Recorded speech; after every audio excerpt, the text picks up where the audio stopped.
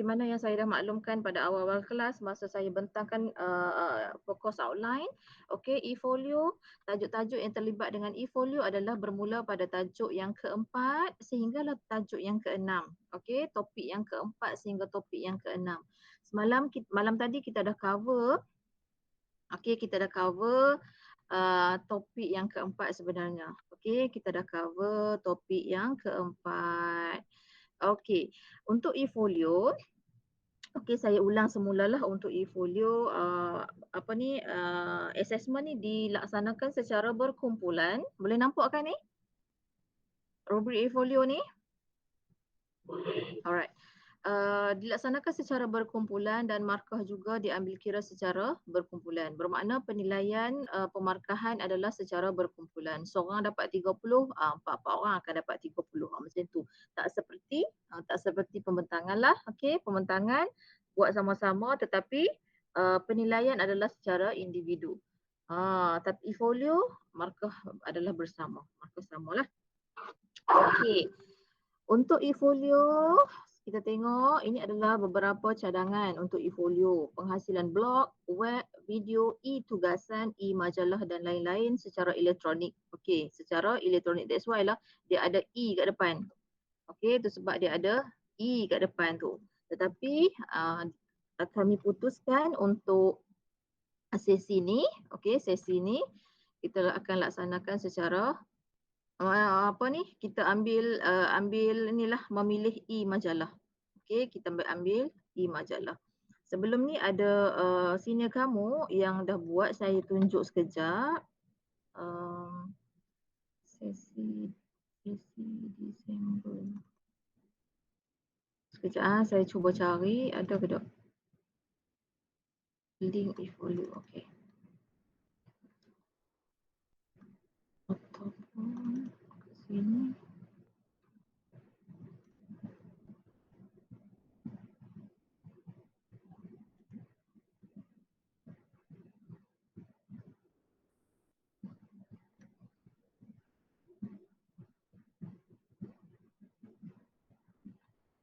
Okey, boleh nampak tak ni?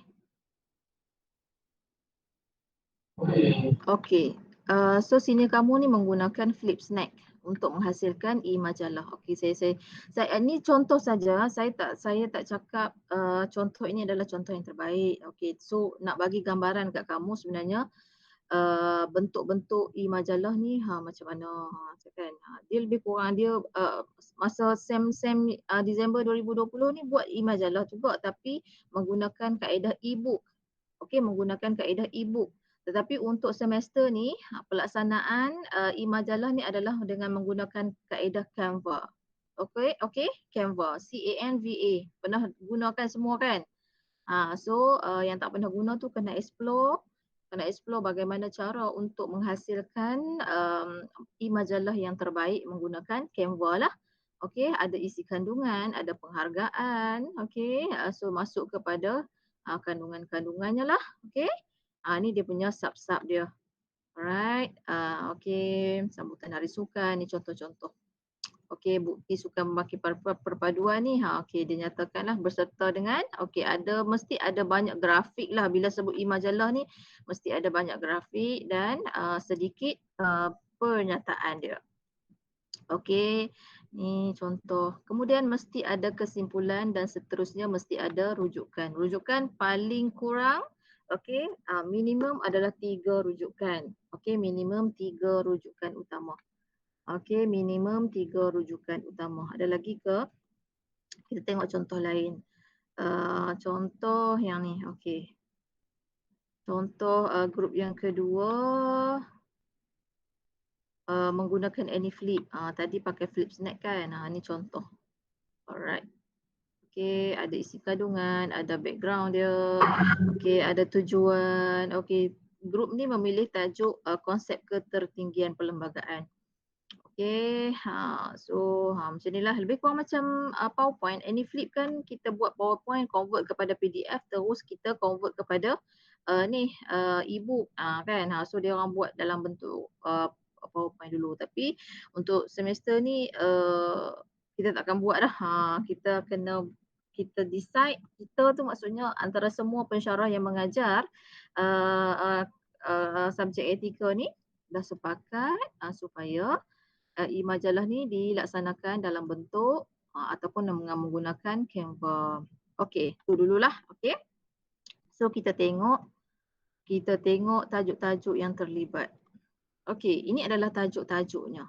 Okey, tajuk yang pertama, inisiatif kerajaan memupuk perpaduan di Malaysia. Apakah inisiatif kerajaan dalam memupuk perpaduan di Malaysia? Banyak inisiatif. Okey, yang pertama selain daripada DEB, selain daripada dasar wawasan, dasar kebangsaan, dasar apa ni? Kebudayaan. Siapa yang baru masuk tu? Siapa yang baru masuk tu? Oh, Edward. Edward? Edward?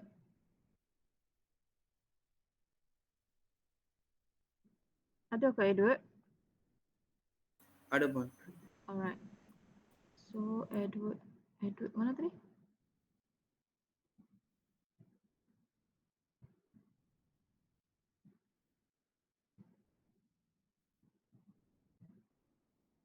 Okey. Kemudian tajuk yang kedua adalah sejarah pembentukan masyarakat majmuk di Malaysia.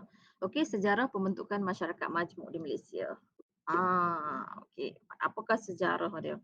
Kemudian ingat balik pembentukan sejarah masyarakat majmuk di Malaysia ni, daripada peradaban majmuk membawa kepada masyarakat majmuk dan seterusnya membawa kepada masyarakat kepelbagaian. Okey, ni antara ni tajuk dia. Ni tajuk yang simple lah. Okey. Kemudian penghayatan prinsip rukun negara. Ni pun banyak dia punya info dia sebab dia fakta kan, penghayatan prinsip rukun negara. So boleh huraikan konsep penghayatan kelima-lima rukun negara. So banyaklah isi dia. Banyak isi dia. Siapa yang luck dia pilih tajuk ni lah. Okey. Kemudian tajuk yang keempat adalah tragedi 13 Mei, kronologi dan juga pengajaran. Di sebalik tragedi 13 Mei tu apa yang kita boleh jadikan sebagai iktibar. Okey, pengajaran dia apa? Apa dia punya kesan daripada tragedi 13 Mei tu. Kronologi ni maksud kata kena cerita kenapa berlakunya tragedi 13 Mei ni. Apa sebenarnya punca dia. Ni maksud kronologi. So kena explain berkenaan dengan tragedi 13 Mei itulah. Kemudian apa pengajaran yang kita boleh dapat. Okey, so pengajaran ni apa? Malaysia ni secara berterusan, malam tadi pun kita dah sentuh. Malam tadi kita sentuh berkenaan dengan tiga teras utama perpaduan. Tiga teras utama perpaduan yang mana penyatuan yang penyatuan yang diusahakan, okey, kesatuan yang dicapai dan seterusnya perpaduan yang diidamkan. Okey, tu. So banyaklah pengajaran dekat situ hasil daripada tragedi 13 Mei ni yang mana kesatuan ni dah pecah berderai tu kan. Okey, kemudian tajuk yang kelima, okey, sukan pemangkin perpaduan. Bagaimana sukan ni sebenarnya boleh mencipta perpaduan dalam kalangan masyarakat yang pelbagai ni. So kena explain. So yang ini kena banyak cari bahan lah. Okey, banyak cari bahan. Kalau macam topik yang keempat ni, so banyak bahan dah. Okey, banyak bahan. Tajuk yang keenam, kebudayaan kebangsaan memupuk perpaduan perlembagaan persekutuan sebagai tiang seri perpaduan. Okey, sebagai tiang seri perpaduan. So, dia ada dasar dasar kebudayaan kebangsaan. So kena explain berkenaan dasar tu lah. Sorry. Topik yang keenam adalah kebudayaan kebangsaan memupuk perpaduan. Okey, ni satu topik. Ni satu tajuk. Sorry. Kemudian perlembagaan sebagai tiang seri perpaduan. Ini adalah topik yang berbeza. Sorry ya, tajuk yang berbeza. Kemudian kita yang tajuk yang keenam ni dia ada dasar kebudayaan kebangsaan. So kat sini boleh research berkenaan dengan dasar kebangsaan, kemudian kaitkan bagaimana dasar ini sebenarnya menjadi modus operandi untuk mencipta ataupun mencapai perpaduan. Adakah dia adalah satu penyatu paduan ataupun kita sebut sebagai amalan secara berterusan untuk mencapai perpaduan dan membina detik persamaan. Kan? So kat sini kena buat research lah. Okey. Dan yang ketujuh adalah perlembagaan persekutuan sebagai tiang seri perpaduan. Okey. Bagaimana perlembagaan persekutuan tersebut dikatakan sebagai tiang seri perpaduan. Okey, tiang seri perpaduan maksud kata disebabkan oleh perlembagaan persekutuan inilah yang boleh menjadikan rakyat ataupun masyarakat majmuk ini ataupun masyarakat yang hidup dalam defisit sosial ni, yang mengamalkan defisit sosial ataupun yang menjalani tahap sosiologi ni mampu untuk mencapai perpaduan, okey, disebabkan oleh beberapa tapak integrasi. Okey, so antara tapak integrasi tersebut adalah perlembagaan persekutuan. So huraikan konsep ketertinggian perlembagaan tu. Huraikan konsep perlembagaan persekutuan, huraikan juga fungsi perlembagaan persekutuan, apa efek dia kalau kita ni ingkar dengan perlembagaan persekutuan. So boleh masukkan semua situlah. Okey, kemudian topik yang terakhir, dasar pembangunan nasional DPN dan dasar kebudayaan kebangsaan ke arah perpaduan negara. Ke atas ni pun ada dasar kebudayaan kebangsaan juga. Bawah ni dia masukkan dua, dasar pembangunan nasional DPN dan juga dasar kebudayaan kebangsaan ke arah perpaduan negara. Okey. So bagaimana dasar pembangunan nasional ni dan dasar kebudayaan ni bergerak seiring untuk mencipta perpaduan. Okey, ini adalah 8 tajuk yang perlu dipilih oleh ahli kumpulan. Okey, so ahli kumpulan saya tak kisah sama ada nak kekalkan kumpulan pembentangan ataupun nak cari rakan baru. Okey, untuk e-folio ni mungkinlah nak kenal ahli kumpulan yang lain pula, kan. So nak tukar, contohnya nak tukar ahli kumpulan. So tak ada masalah, okey, tak ada masalah, terpulang dekat kamu. Cumanya kena masuk dalam macam biasa juga, masuk dalam SIDOS. Okey, masuk dalam SIDOS, kemudian save my choice. Okey, sama-sama seperti pembentangan 1 dan juga pembentangan 2. Okey, sama seperti pembentangan 1 dan juga pembentangan 2. Sekejap. Mana dia?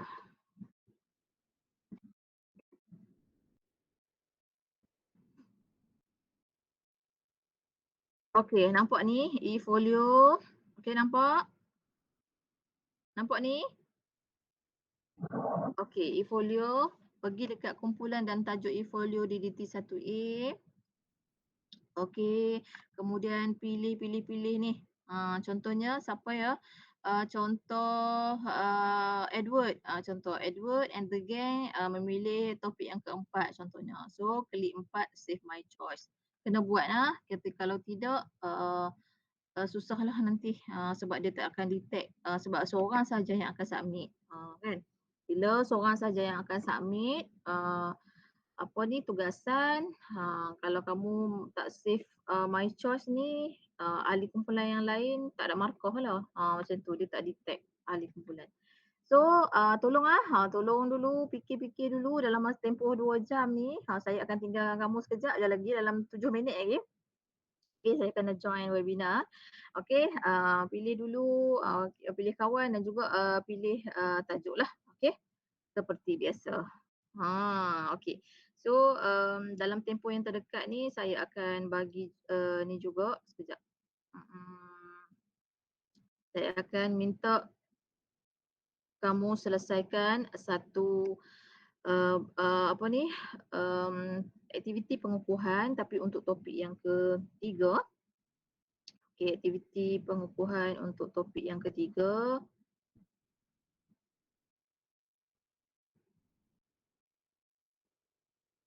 Ni dia.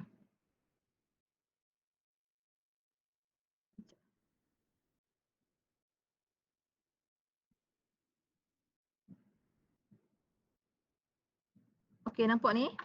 Sat. Okey, nampak ni? Latihan tahap hubungan etnik DDT 1A Section 1. Nampak ni? Okey. Yang ni kamu kena videokan muka kamu menggunakan Flipgrid. Biasa gunakan Flipgrid kan? Biasa guna? Okay, good. Record video berkenaan dengan tahap hubungan etnik. Okay, tahap hubungan etnik yang 5 tu. Explain 5 tahap hubungan etnik berserta dengan formula dan juga contoh lah kalau boleh, contoh lah. Okay, simple saya bagi contoh yang DDT 1B saja. Tapi grup ni pun masih ramai lagi yang tak submit lah video.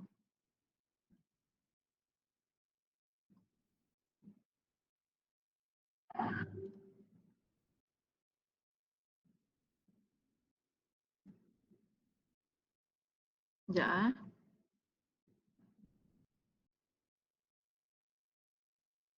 Okey, ni dah kawan kamu grup ni dah submit lah video. Contoh saya bagi contoh lah, jangan habaq kat depa pula noh. Kita pilih seorang. Siapa? Nur Irdina.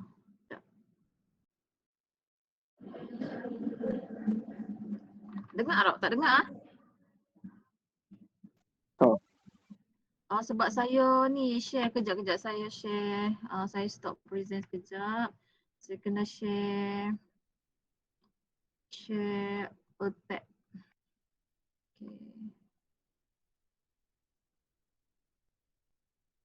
Okay. Okay. Tahap hubungan etnik di Malaysia. Boleh dengar? Nurin daripada kelas DDT 1B. Hari ini saya akan huraikan tahap hubungan etnik di Malaysia berserta formula dan contoh. Tahap hubungan etnik di Malaysia yang pertama ialah segregasi yang bermaksud pemisahan atau pengasingan antara etnik C. Yang kedua ialah komunitas yang mempunyai satu budaya, satu Contohlah. bangsa dan Okey, satu contoh. agama. Okey, dah cukup. So kamu pun buat macam tu lah juga. Okey?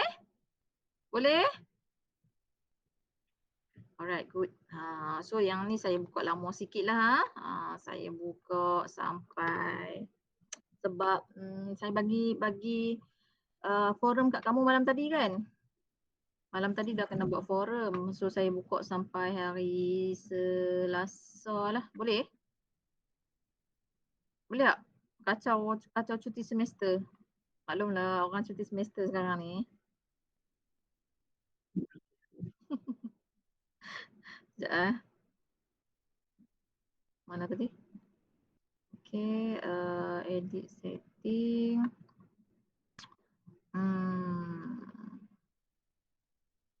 Saya ubah kepada mana?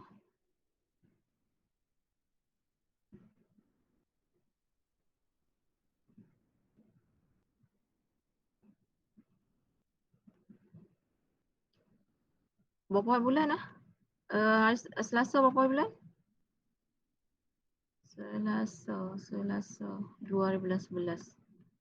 So saya ubah kepada 2 hari bulan 11. Okey, sebelum jam 12 malam. Ish. Okey. Alright.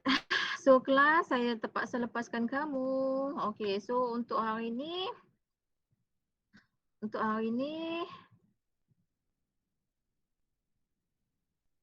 ada 2 benda lah saya maklumkan kat kamu. Satu adalah berkaitan dengan tugasan e-folio. Jangan lupa sebelum jam kita kelas kita sampai pukul 10 kan. Sebelum jam 10 saya minta jasa baik semua untuk selesaikan apa ni tu.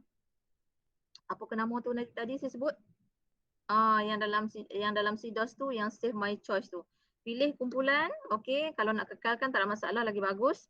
Okey, pilih kumpulan dan juga pilih tajuk dan save my choice. Okey, boleh discuss masing-masing lah ha. Okey, saya tinggalkan kamu.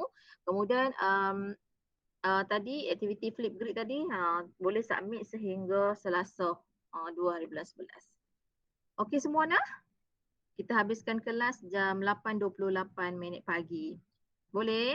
So saat lagi sambil-sambil saya berwebinar kejap lagi pukul 10 1 minit saya nak tengok. Dah semua dah save my choice dah dalam SIDOS. Boleh ha? Okey, alhamdulillah. Okey, bye semua. Assalamualaikum. Selamat pagi semua. Bye. Jumpa lagi. Selamat bercuti. Terima kasih, Puan. Sama-sama. Terima kasih, Puan. Okey. Ya.